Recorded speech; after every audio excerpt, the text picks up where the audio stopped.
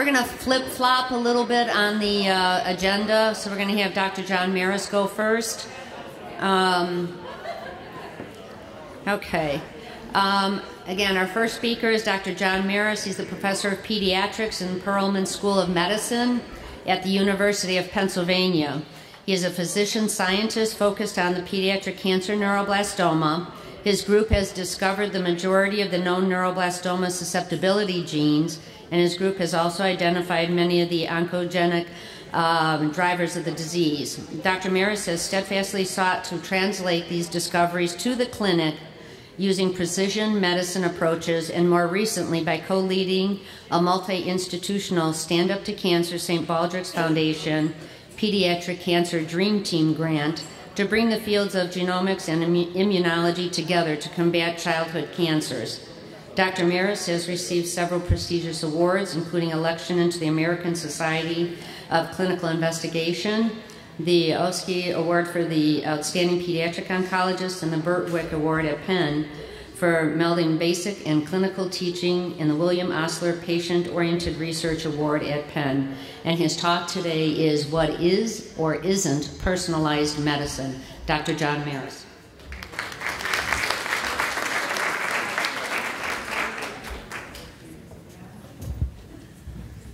Well, good morning, everyone. And, I first want to just thank Pat for the perseverance of putting this meeting on annually. And it's been a few years since I've been here, but I know from caring for many families how important this meeting is. And really a shout out and congratulations to Pat for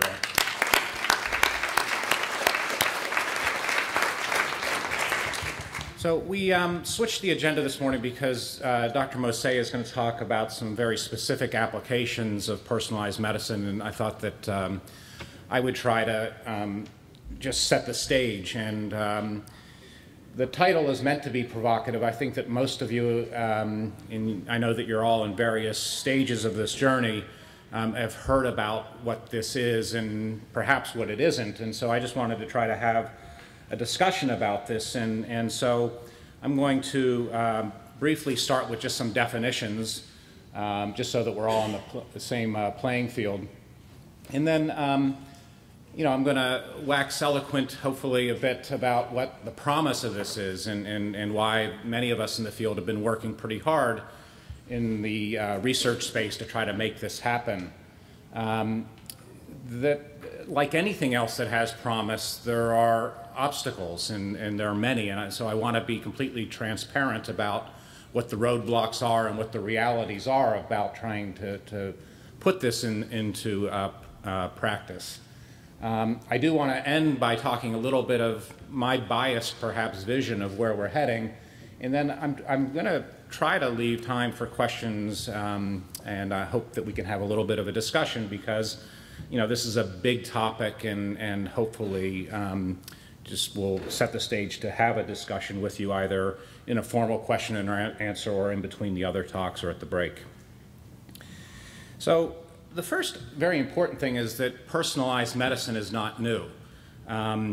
Especially those of you who are on the relapse road, you know that there isn't a standard of care. When children are first diagnosed with neuroblastoma, yes, it's very protocolized. Children get generally the same thing. It's not very personalized.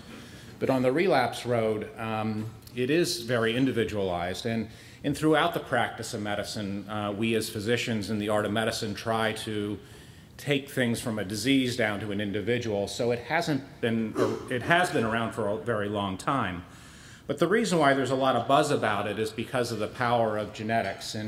And so really, personalized genetic medicine is leveraging this incredible ability we have now to understand the genetic basis of disease. And so in the field of medicine in general, this is generally meant to be using the individual's genetic profile to guide diagnosis, treatment, and all the decision making. And so in the general field of medicine, this is understanding the genetics of what makes you up to guide blood pressure management, etc. In the field of cancer, there's both the genes that you're born with, and then the genes in the cancer cells that have evolved away from what you're born with. And I'm going to talk a little bit about that and why there really is two genomes or two genetics that we're talking about. And just to confuse things more, some people talk about personalized medicine, some people talk about precision medicine. It's the same thing. So if you ever hear the one term or the other, they're the exact same thing. So as I already said, the field of genetics is the study of the genes that you were born with. An egg and a sperm come together, the genes mix, and that makes you, that's what is in your DNA, and that's what you're born with, and that's what makes us all different, and that is the diversity of life and the beauty of who we are. Cancer genomics, so these words genetics and genomics are often used interchangeably, but the way that I think of cancer genomics is how these genes that we're born with become disorganized or mutated and evolve into cancer. And this is a very important distinction when we're talking about the genetics of the genes that you're born with and the genomics or the genes and how they're mutated in cancer cells. Now, many of you may remember back from high school that, and I'm not going to do a whole biology lesson, but I think it's just important to remember that the genes are in your DNA. These get turned into something called RNA, which turns into a protein. And the protein is what makes the cell work. It is the components of each cell of the body, the normal cells and the cancer cells. And when we're talking about a target, it's generally the target. So you've heard a lot about ALK. Yael's going to talk a lot about ALK. It's the DNA that gets mutated, but it's the protein that's on the surface of the cell that is the therapeutic target. And then a lot of genomic medicine, personalized medicine today is possible because of our ability to read out the code of the DNA in a very efficient way. When I started in this business, it would literally take me a week or two to read out a very small piece of DNA. And now we can do all 3 billion base pairs in a matter of a day. And so this incredible opportunity of all this knowledge has really challenged us in how do we use this knowledge to help patients. So the vision of personalized neuroblastoma care and where I think we're heading and sometimes already have gotten there is that this will allow us to monitor those who are predisposed to the disease and figure out who is more likely to develop a disease like neuroblastoma and to provide very personalized care to detect it early or prevent it. Once the cancer is diagnosed, personalized medicine really provides the opportunity to be much more precise on trying to predict the future.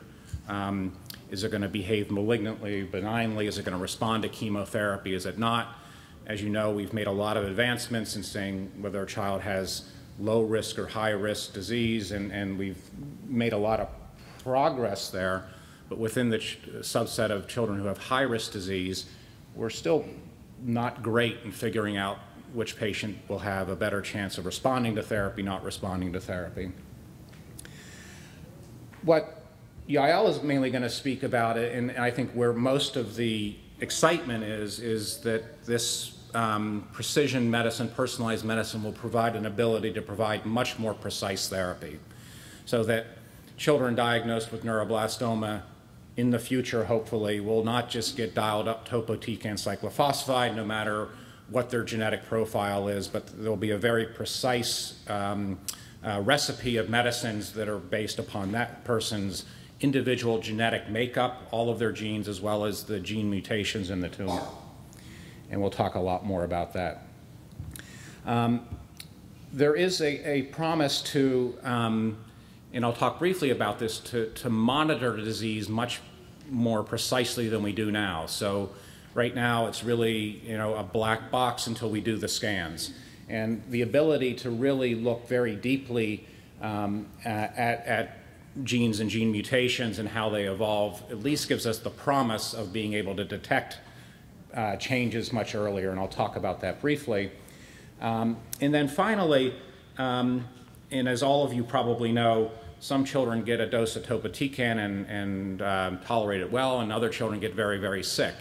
And right now, that's a bit of a mystery to us, but we are learning a lot about why different children handle drugs differently, and there is the promise, and already some of this is in practice, to change how we give either old school medicine or new school medicine based upon a patient's genetics. So as I said, all of this sounds new, but a lot of it isn't new. So we've known about genetic predisposition to neuroblastoma for almost a decade, and have been able to monitor patients who are genetically predisposed to the disease for some time. McGen amplification, which all of you know is a bad thing in this disease, was discovered in the early 80s, and we've been doing things based upon that for some time. And we do have rational and precise therapy. Anti-GD2 is a targeted therapy. MIBG is a targeted therapy specific for neuroblastoma. So these things have been around for a while. To monitor and change therapy in the so-called pharmacogenomics, we really don't practice that in neuroblastoma, but the leukemia field is a bit ahead of us, where they do have methods to detect, to monitor leukemia and detect it early, a relapse early before it might become clinically apparent. And there are certain changes in the cells that really affect some leukemia therapies that we monitor and change therapy for. But really that hasn't impacted neuroblastoma treatment just yet. So Yael will spend a lot of time talking about ALK mutations, and this is just a picture of or a cartoon of the protein this is the surface of a neuroblastoma cell here. This is the inside of the cell, this is the outside. There was a mutation in the DNA that allowed this protein to have a mutation here that turns the protein on, and most cancer-causing mutations take a protein that was normally part of a normal nerve cell development that was supposed to turn off at some time during normal development, whether at birth or shortly after birth. This protein was no longer supposed to be active, and the mutations in the ALK gene make this active and make it be an accelerator and keep cells wanting to grow and divide rather than sit down and be a normal nerve cell. And so most of the talk of personalized therapy in the modern cancer era is to try to understand how these mutations are acting, why are they turning the protein on, and then designing a specific drug to turn it back off. And so these precision medicines, or the precise medicines, are what we're mainly talking about when we talk about new therapies based upon a person's tumor genomics. So there's a lot of promise, but there are clearly some challenges to make this work. In terms of genetic predisposition, it's not all just ALK and FOX2B.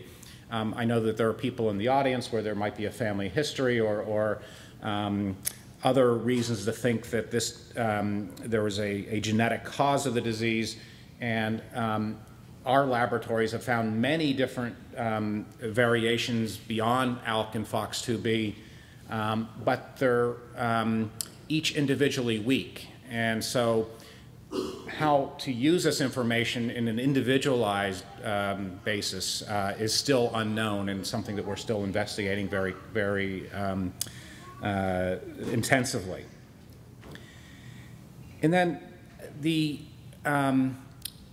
we're constantly humbled by how complex and sinister cancer is. Back when I started this, our view of what cancer was genetically was incredibly naive to what we know now. And so just the complexity, and I'll show you an example of this in just a minute, makes it very challenging for how to apply this to an individual patient. I think we can get around it, but it's complicated. And then the other thing that has really affected the field, and I fully understand this, is that when a child suffers a relapse of neuroblastoma, you don't need to biopsy the tumor to make that diagnosis in the majority of cases. And the only way to really understand how neuroblastomas change over time is to study those tumors at relapse. And so I think that we're at an important point in the history of neuroblastoma where, and I'll try to emphasize this point, where I think that tumor biopsies are going to become a very, very common, if not expected part of relapse neuroblastoma care. So I wanted to just show a little bit of science, and this is a paper that will be published on Monday. And so this is sort of a sneak peek. And this came from a collaboration between our group as well as a Dutch group and a French group. And the reason why we had to collaborate and why there's all these authors on this manuscript is because of this issue that when we looked in our children's oncology group tumor bank, when we've been collecting tumors for research for years, we had over 5,000 newly diagnosed neuroblastoma samples, and we've studied those a lot, but we only had 10 relapse samples. And that's just because it's very uncommon for them to be biopsied or there be enough tissue to be stored. And so we worked with the French and the Dutch to try to understand, you know, is the genetics of the tumor at diagnosis locked in and that's what it stays, you know, throughout therapy, or does the chemotherapy, radiation therapy change things? And the bottom line is that for a patient, an individual patient, the cancer changes completely and sometimes doesn't look anything like it did at diagnosis. And these are just pictures of how we show the information, and I'm not going to dwell on that, but I want to just emphasize and try to, without getting into too much science, so each of these letters and numbers on the bottom is an individual child tumor who had neuroblastoma. And these are the number of mutations in the tumor cell. And for each patient, there are 2 bars. And one is at diagnosis and the other is at relapse. And so we just look at the second bar. You can see that at diagnosis, this patient had about 95 mutations in their cancer. And at relapse, it went all the way to about 230 mutations. But what is most important is that only a small number of those mutations were the same. There were many mutations in blue that were no longer detected at relapse, and then there are all these new yellow mutations that show up.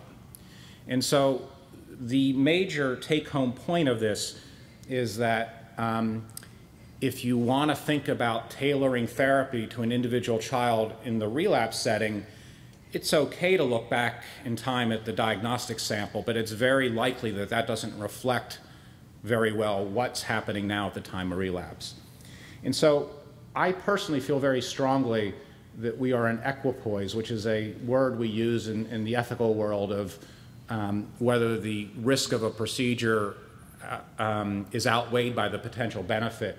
In my strong opinion, we are in equipoise that the potential of a child to benefit from sequencing relapse neuroblastoma outweighs the potential risks. And one of the reasons why I make that comment, and I'm not showing the information here, is that in this study, 18 of the 23 patients who had their tumor biopsied at relapse, 18 out of the 23, we could match a specific new targeted therapy to the mutations that arose in relapse. And many of these new mutations, strongly nominated therapies, and Yael will get into some of the details of how we've studied what these mutations mean and how they could be matched to a therapy. So we think that we're in a new era where, yes, we don't need to do a biopsy to make the diagnosis of relapse, but yes, we do need to do a biopsy to help design a therapy that makes sense for the individual patients. And then I don't want to put too much hope on this, but there is a lot of buzz about this concept of liquid biopsies. And we're doing research now that shows, yes, it is feasible to just do a blood draw and find these same mutations in the blood. All of you know that neuroblastoma is a very aggressive tumor, and that the tumor cells can get into the blood. That's how metastasis happens. and that the tumor itself breaks down and releases the DNA into the circulation. And so we've now shown that we can take a blood sample and find these same mutations. It's pretty tricky, and we're still defining the actual sensitivity of it. But in a trial that Yael will be talking about in a minute, we're going to be studying this in every patient. Can we detect the mutations, and can we detect how they're changing, not in a tumor biopsy, but in a blood sample? So I think that that's a very, very important area of research.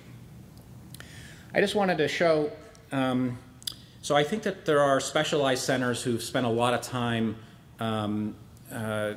doing these biopsies. I think in many centers, a child like this who shows up where this is the only site of relapse, most institutions that don't have a lot of experience in neuroblastoma will say, this is not biopsiable. It's too small to make a diagnosis. It's too dangerous. It might fracture the bone.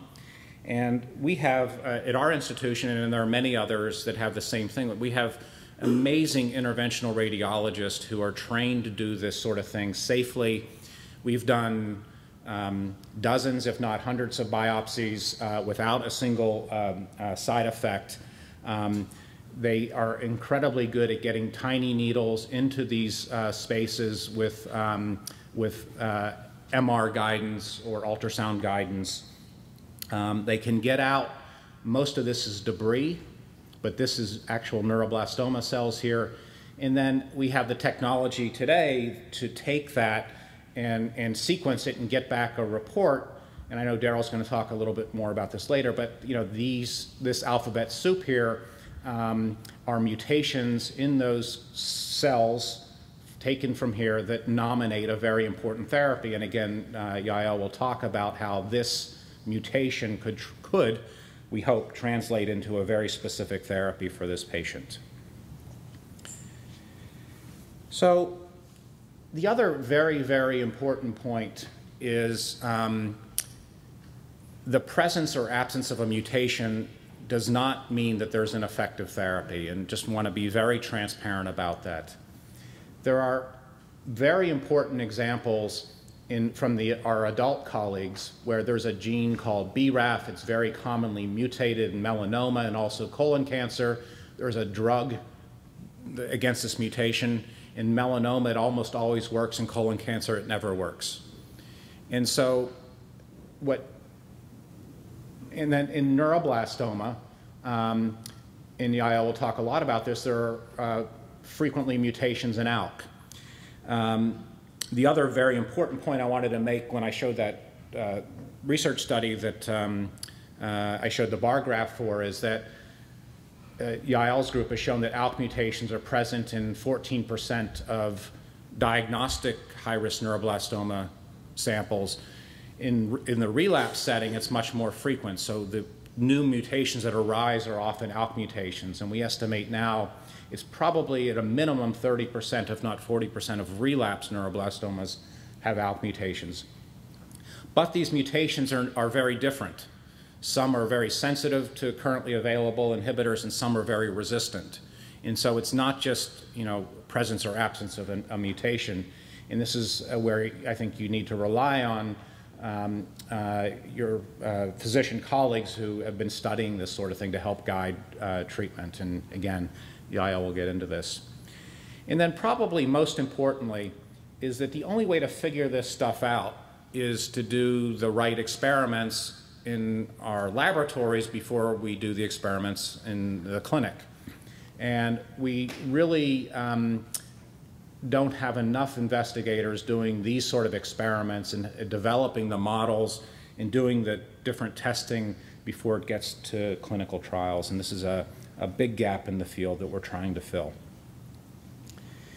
So my second and last major take-home message would be that there are a lot of so-called personalized medicine trials out there, not just in neuroblastoma, in fact, many more outside of neuroblastoma, where there isn't very strong data to support the clinical trial or the proposal to do X, Y, or Z.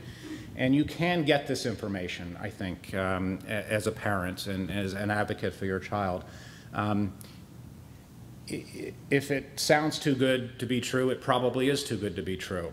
And I think that there are a lot of responsible physicians who are trying to bring things to the clinic as quickly as possible with the right evidence. I feel very, very strongly that the bar is much higher in pediatrics and neuroblastoma, that we can't run clinical trials without a lot of preclinical, non-clinical data.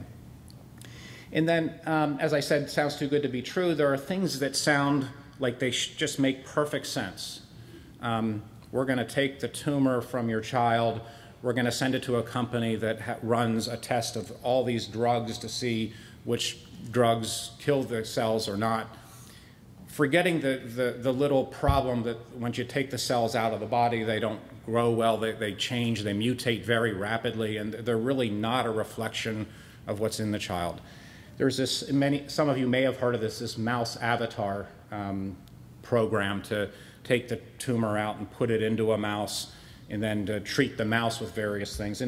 And there's some validity to this, but the reality is it takes about a year to get this set up, and most people don't have a year to make a decision. So these are very, very important areas of research, but I just want you to be wary of things that sound too good to be true, that, you know, we're going to nominate a therapy based upon something that may not be scientifically sound. The last important point I'd like to cover is that personalized medicine does not necessarily just mean DNA mutations and in new drugs.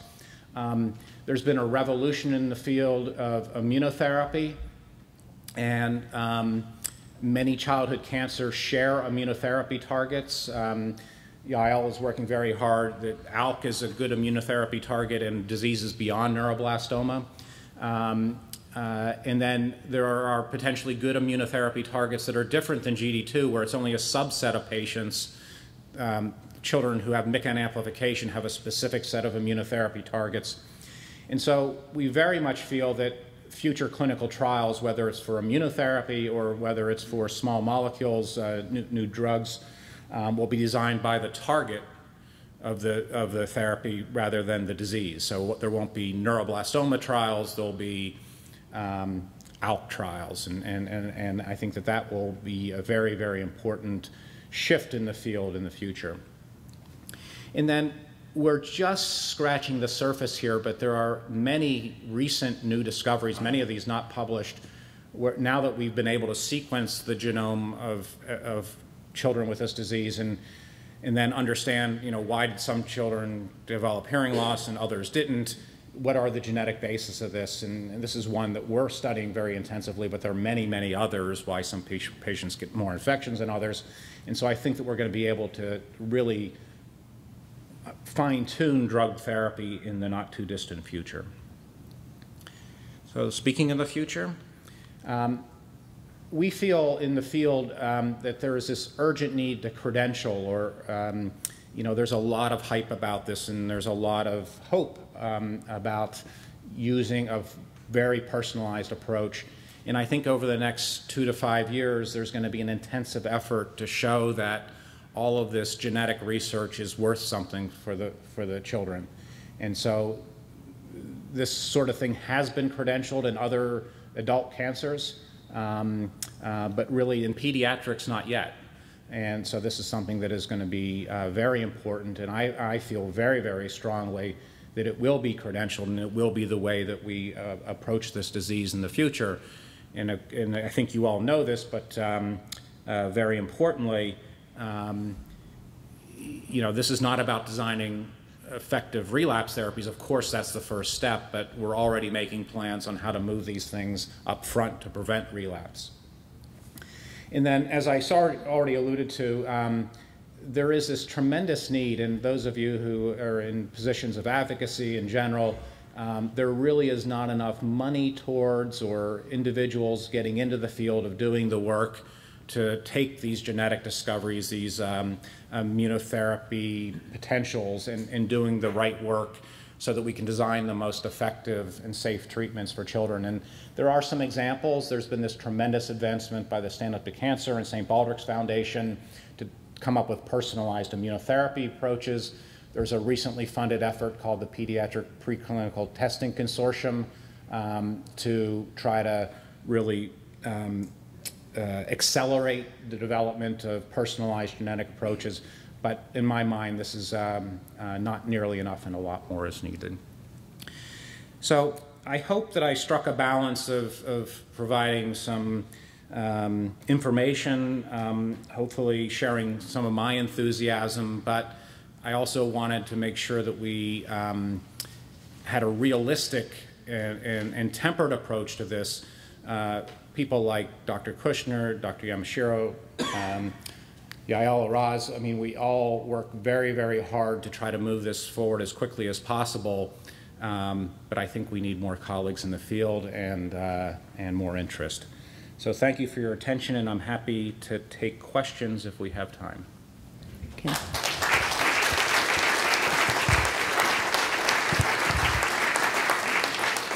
Okay. A few questions, go ahead. Thank you very much for sharing this with us today. You're welcome. I just wanted to ask you, how many mutations have you discovered while assessing neuroblastoma tumors? So we've discovered hundreds, if not thousands, of mutations. The practical issue is how many of those are so important for the cancer cell that they're relying on them. And a cancer cell develops mutations. Mutations occur through the accidents occurring and the cells are dividing, and many of these are just noise in the universe. And so there's a program to really understand which of these are the actual drivers, and there are dozens of those. And I think that Dr. Moset's presentation will actually highlight which are the ones that we think are most important because they're recurrent in patients, so we see it in more than one patient, and we've done the experiments to show that if you take that away in a test tube or in a mouse system, the cells die. What percent would the same genes be malfunctioning from one tumor to the other? I understand that percentage has been low. Is that, what percentage? Would you have the same pathways and the same mutations from one tumor to the other?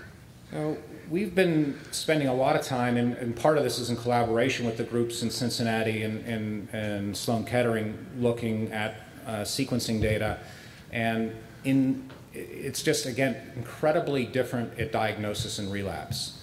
Let's just say relapse. So in relapse, probably 3/4 of patients will have a mutation that we think we know what to do with. And Yael will show you a clinical trial design where the vast majority of patients would get assigned to a targeted therapy based upon a relapsed tumor biopsy. One last question. When you talk about doing a diagnosis without a biopsy, can you expand on that a little bit? Sure. Is a PET scan adequate for you? What level of confidence does that give you? So I'm not saying that we're going to do away with the traditional MIBG scans, PET scans, that sort of thing to make a diagnosis. What we're learning, we think that one of the biggest problems in neuroblastoma and neuroblastoma relapse is that these cancer cells have this uncanny ability to mutate to get away from the therapies. And right now, we're pretty stupid about it. We give a therapy, and then we wait 3 or 4 months, and we do a scan, or we wait till the child has symptoms. A liquid biopsy theoretically gives you the opportunity to do, just like we do complete blood counts, as frequently as you want, weekly, do a blood draw, and then to sequence the tumor DNA that we can capture out of the blood to see if new mutations have arisen. Again, this manuscript that will come out next week, one of the important points we're trying to make is that this increase in mutations is a mechanism of chemotherapy resistance. And the genes that got turned on not only are they good new targets for different therapy, but they're the reason why they stopped responding to the cisplatin or other drugs. And so what we would hope to be able to do is to be able to monitor this, and then when we see specific changes in the tumor DNA from the blood, that we would be able to tailor therapy or change therapy before a relapse became apparent. For it to be detected in the blood, does the tumor load have to be pretty substantial, or? So, I mean, it's a great question, and clearly the more tumor load there is, the easier it is to detect it. But we can now get to a level of about a 1 in a million in terms of the sensitivity of detecting. So we still need to understand what the limit of detection is. And there are those who believe that this is going to be the ability, that we'll have the ability to detect very, very minimal amounts of disease, especially in diseases like neuroblastoma that are systemic diseases. This may not be a good approach for prostate cancer, but for diseases that generally are spread at diagnosis, many of us in the field are very optimistic that this will be a very important tool not too far away. Thank you very much, Doctor. Okay. Another question? For those of us that are making decisions about this today, at a time of relapse, from what I got from what your presentation is, the personalized medicine still isn't the most effective way to be making decisions, because I guess my biggest concern has been delaying chemotherapy. My daughter relapsed without a tumor, but we were going to try to do a CT. You know, you showed the one slide with a very faint, small spot of relapse, and that's kind of similar to the situation we're in. So we've tried to decide, go ahead with chemo right away or delay it to try to take some samples to be able to do the personalized medicine. And it just sounds like today that isn't necessarily the most effective delay to make. And so I would never recommend delaying treatment in the hope of being able to get a biopsy or something like that. And this has been very common in our practice as well, that even though I showed that we could get tumor in that one, there are still many times where there's just not a biopsyable lesion, or we attempt it and don't get enough tumor.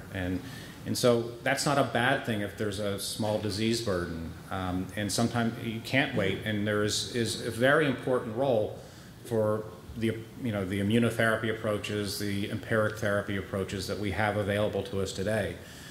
My practice now is to always keep the possibility of a biopsy fresh on the front burner, and even if you don't approach it, today, and because of whatever many logistical reasons could be in the way, to be flexible in the future and to always consider that.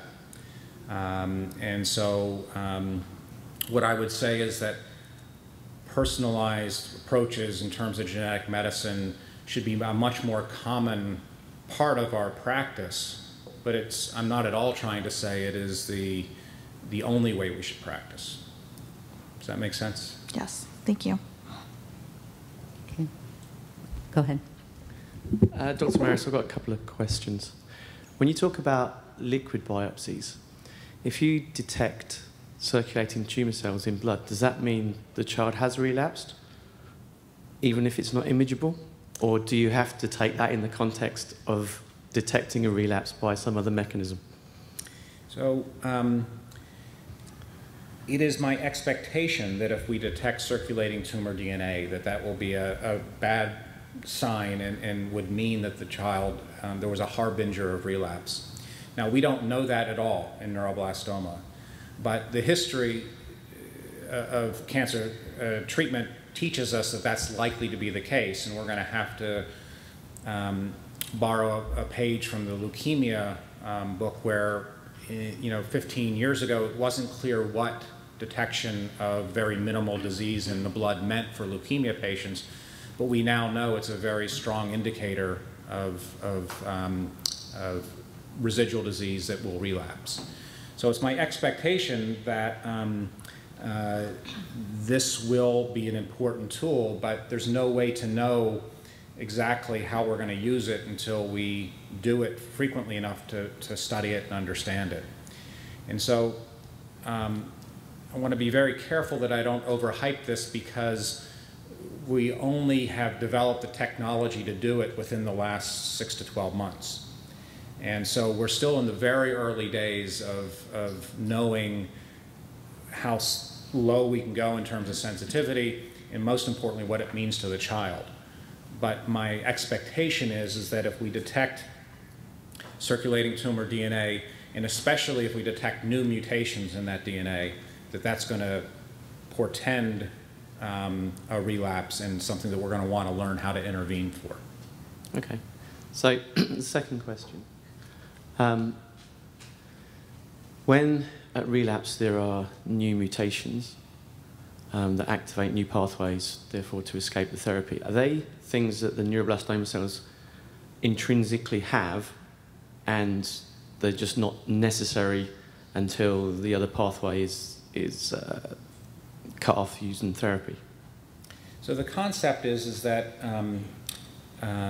during, say, initial therapy, that there are a small subset of neuroblastoma cells that gain mutations that make them resistant to the chemotherapy, but also give them a growth advantage. So the tumor has completely changed. In the beginning, it relied on a certain set of pathways. Under the pressure of the chemotherapy and that very toxic environment of cells dying, certain cells have mutated and changed and now rely on new pathways. And that's why this concept of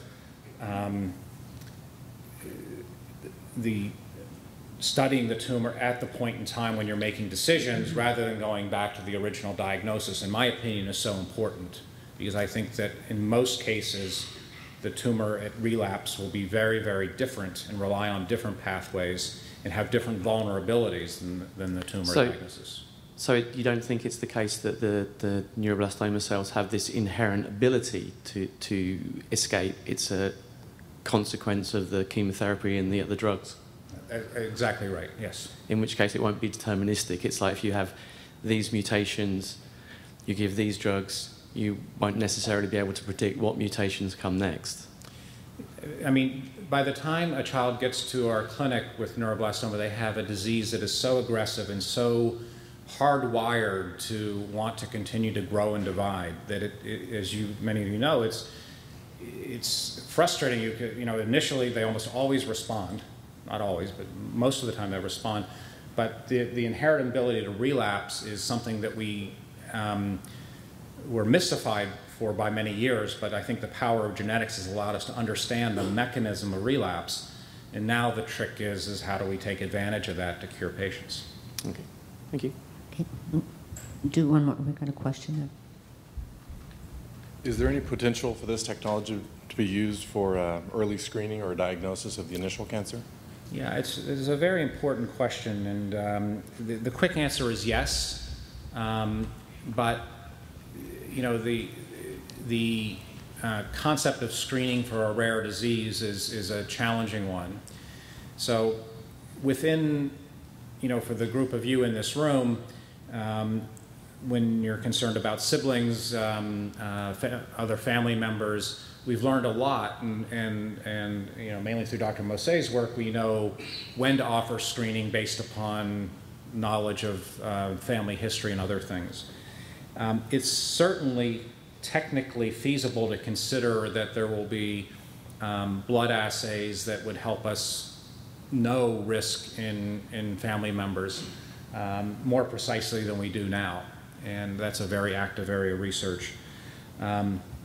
Whether we'll ever get to the point of screening all children for neuroblastoma, I think is unlikely, at least in the next few decades, just because of the relative rarity of the disease. That said, you know, many of you know, we do have screening programs for very rare diseases, maple syrup urine deficiency and others, and so there are many diseases that are screened for, but those are screenable without genetic tests. So that's a long-winded answer to, and the bottom line is yes, but not anytime real soon. one more question, because we've got a double presentation coming up with IL. So one more question. You said that you see many different mutations on the tumor cells. Are there like many different targets on a single cell, or if you get cells from a tumor, different cells has different kind of targets, so heterogeneous? So that's a very insightful question, and I kind of skipped that because it is very complicated. But another very, very important challenge in this field is that these cancers are incredibly complex, not just in the number of mutations, but in the fact that two neighboring cells may have very different mutations. And so this is the term that we use in the field is clonal heterogeneity. And again, in this paper, we talk a lot about it, that many of the mutations that arose, the new mutations, if you look hard enough in the diagnostic specimen, you can find them, but they were only in maybe 1% of the cells. And so this is a very, very important challenge in the field of cancer in general. And again gets to this point of what is a good drug target. Not only does the mutation need to be there, do you have to have the evidence of a match of a drug that you have laboratory data for, but it also has to be quote-unquote clonal, or in the majority of cells, or it's destined to fail. Very good question. Okay. Thank you, Dr. Maris.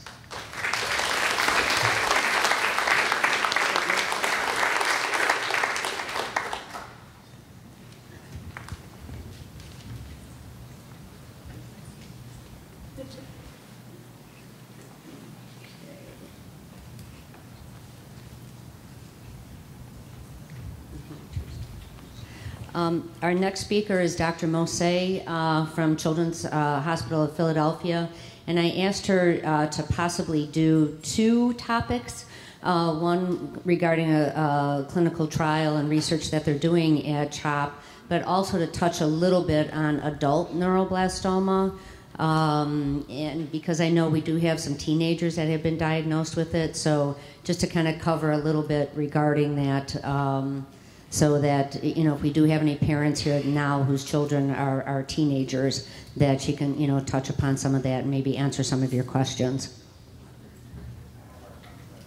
Yeah. Oh, here he comes. Got it. Not a PC person. No. Good morning, and thank you very much for the invitation to come talk with you a little bit about the work we're doing to improve outcomes for children and families battling this disease, and thank you, Pat, for having me today.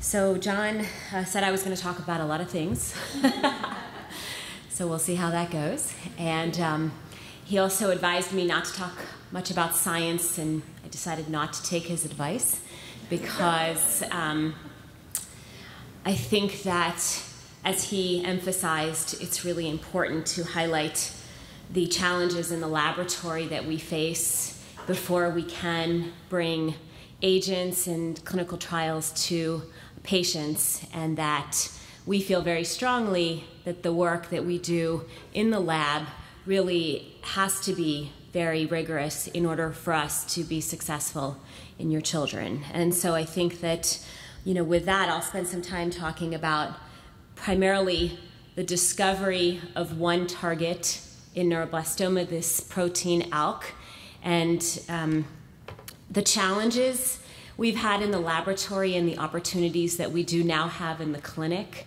but really the ongoing challenges as well to effectively target this protein. So it started many, many years ago, in fact, in the early 1970s, when a brilliant cancer geneticist, Alfred Knudsen, made the observation that just like any other human cancer, neuroblastoma can also be inherited, but it's quite rare.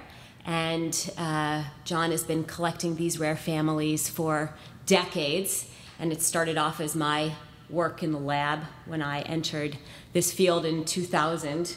And this was actually the first family that I personally collected, and I owe it all to the young lady. Let's see, I'm not good with pointers either. So whoops. Let me go back. So, let me just show the whole slide. So it's this young lady right here. So she called me one day and told me that she had had a sister who had died of neuroblastoma, and she had another sister who was just diagnosed with neuroblastoma and was undergoing therapy.